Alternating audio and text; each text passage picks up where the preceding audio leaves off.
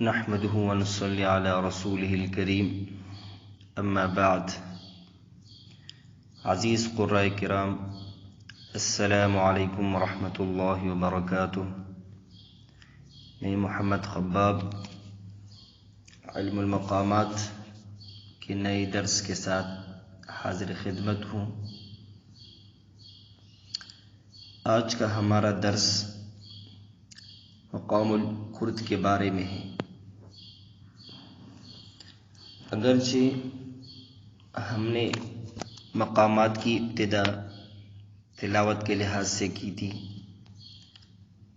اس اعتبار سے پہلے بیات، پھر صبا، پھر حجاز، اور عموماً میں تلاوتوں میں حجاز کے بعد نہاوند، پھر رست، پھر سیگاہ یا چہارگاہ یا عجم وغیرہ پڑھی جاتی ہے. لیکن مقام الکرد کو لانے کا مقصد یہ ہے کیونکہ پیچھے مقام البیات، صبا، حجاز، یہ وہ مقامات ہیں جو نغم کے دوسرے درجے یعنی رے سے شروع ہوتے ہیں، اور مقام الکرد بھی اسی درجے سے شروع ہوتا ہے. تو مناسب یہ ہے کہ اس کا بھی ذکر کیا جائے تاکہ اس کا لحن اور ان کا دوسرے مقامات سے جو اختلاف ہے لحن میں وہ واضح ہو جائے. بہرحال مقام الکرد کی وجہ تسمیہ دراصل کردستان کے علاقے میں اس کی مقبولیت ہے. وہاں کے مقامی انداز میں یہ بکثرت پایا جاتا ہے.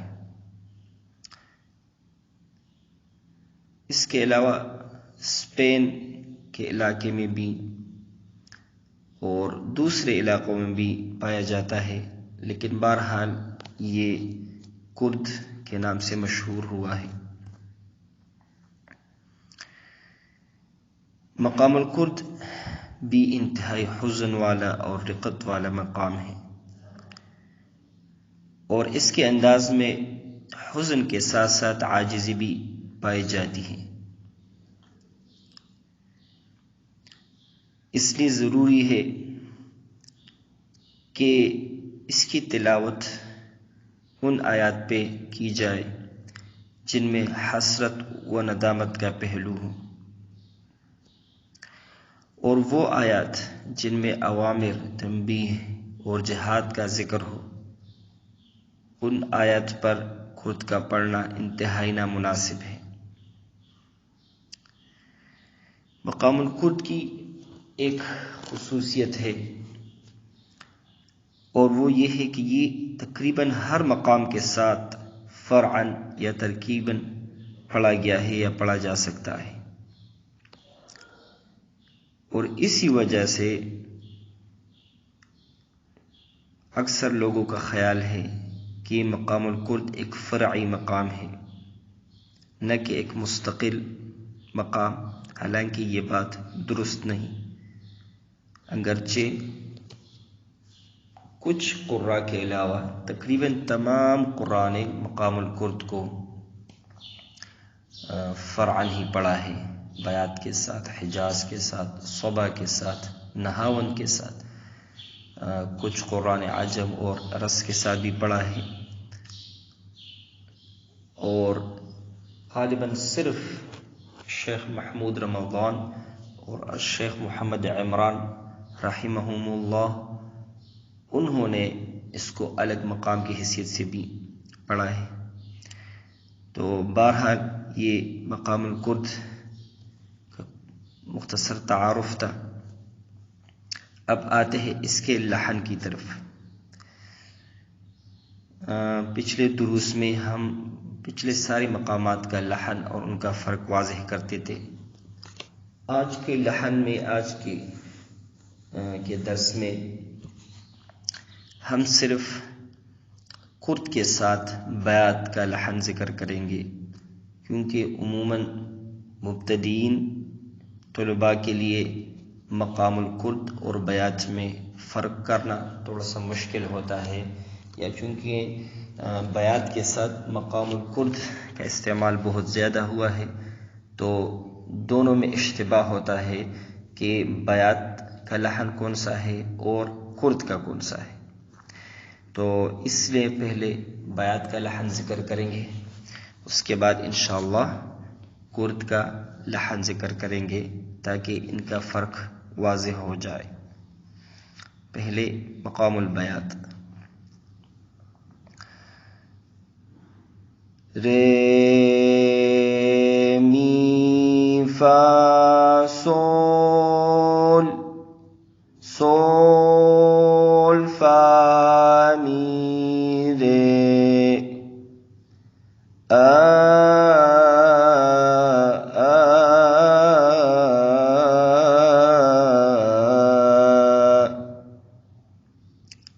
अब मकामुल कुर्द। रे मी फा सोल, सोल फा मी रे,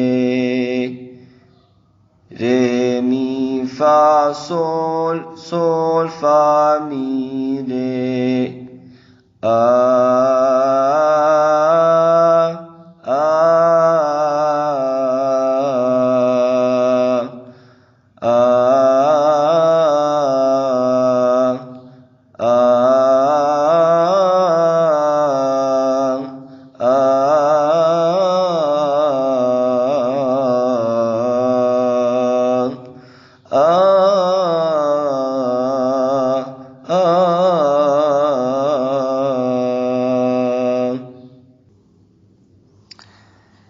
हदर में इसका अंदाज कुछ इस तरह होगा।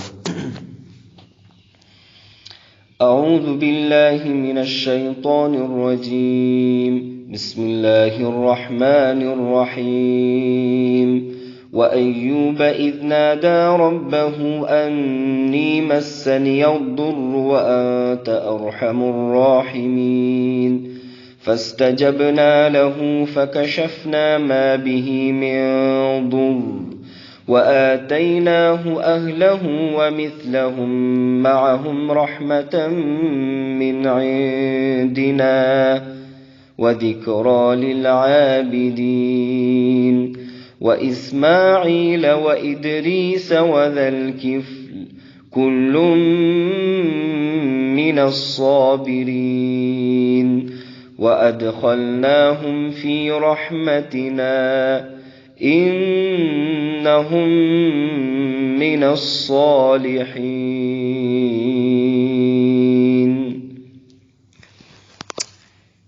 تدوير में وذا النون إذ ذهب مغاضبا فظن أن لن نقدر عليه فنادى في الظلمات أن لا إله إلا أنت سبحانك إني كنت من الظالمين. فاستجبنا له ونجيناه من الغم وكذلك ننجي المؤمنين. وزكريا إذ نادى ربه رب لا تذرني فردا وأنت خير الوارثين.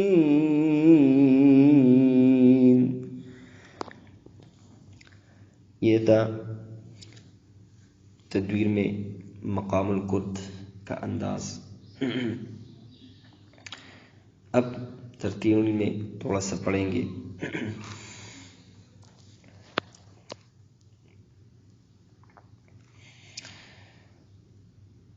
बिस्मिल्लाहिर्रहमानिर्रहीम।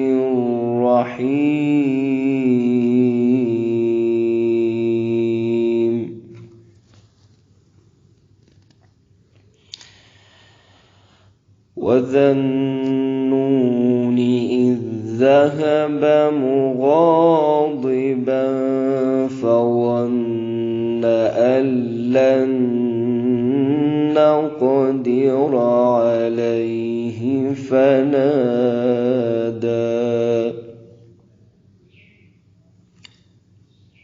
فنادى في الظلمات أن لا إله إلا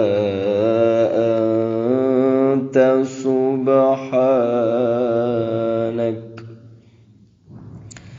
سبحانك إني كنت من الظالمين.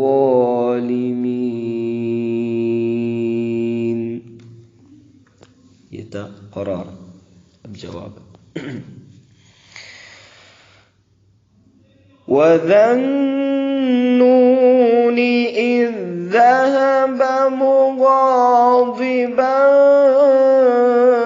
فَظَنَّ أَن لَّن نَّقْدِرَ عَلَيْهِ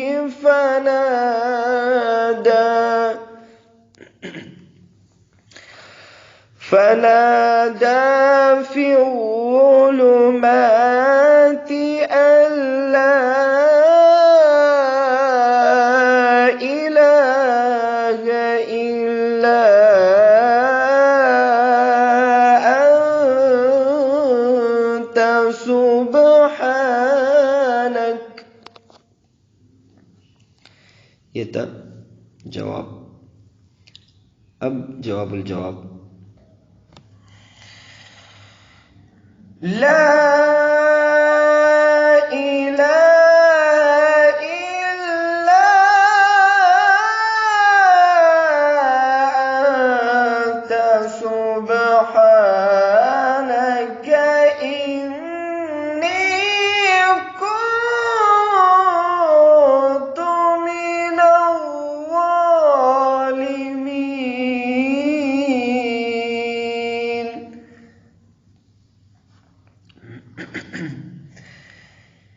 ये था कामुल कुर्द का मुख्तसर नमूना हदर तदवीर और फिर तरतील में. मकामुल कुर्द में आज़ान भी दी जाती है अगरचे वो ज़्यादा मशहूर नहीं लेकिन जैसे पहले मैंने कहा था कि तुर्की में इसका अहतमाम किया जाता है. इसका एक मशहूर आज़ान जो है अक्सर सुनने में आता है. कोशिश करूँगा उसको पेश करने की.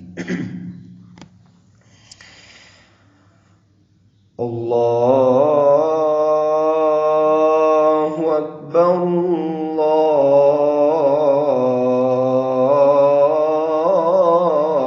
अल्लाहु अकबर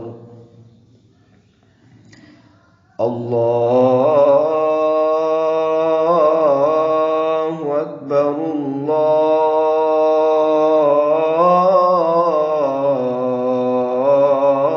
अल्लाहु अकबर. अशहदु अन ला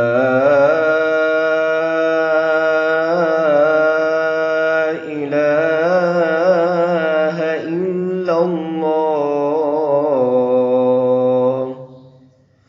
अशहदु अन ला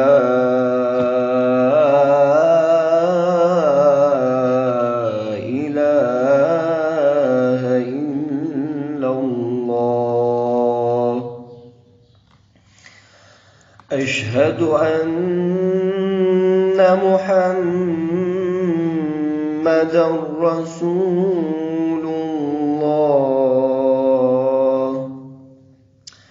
अशहदु अन्न मुहम्मदर रसूलुल्लाह.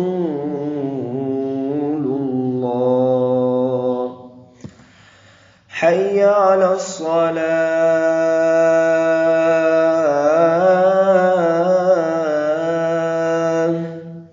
हय्य अलस सलाह.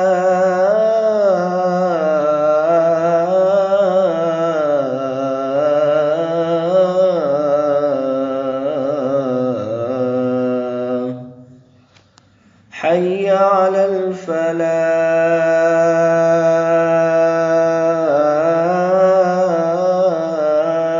الفلاح حي على الفلاح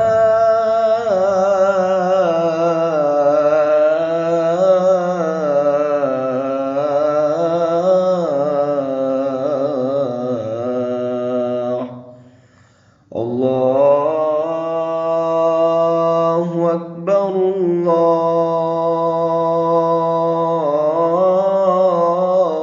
الله أكبر لا إله إلا الله.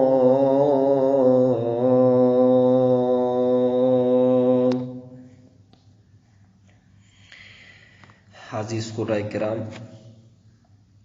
آج کا یہ درس اختتام پذیر ہوا. آج کے درس میں ہم نے مقام القرد، اس کی وجہ تسمیہ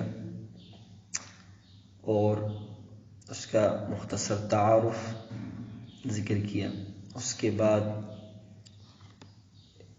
مقام البیات کا لحن اور مقام القرد کا لحن ذکر کیا، اسی وجہ سے کہ اکثر طلباء کو ان دونوں مقام میں فرق کرنا مشکل ہوتا ہے، تو ضروری معلوم ہوا کہ دونوں کا ذکر کیا جائے اکٹھے.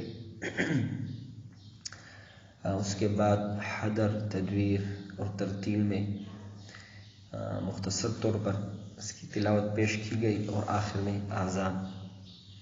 امید ہے کہ یہ درس آپ لوگوں کو سمجھ آیا ہوا ہوگا. اپنی آراء سے ضرور آگاہ فرمائیے، اور اگلے درس تک کے لیے اللہ حافظ. السلام علیکم ورحمۃ اللہ وبرکاتہ.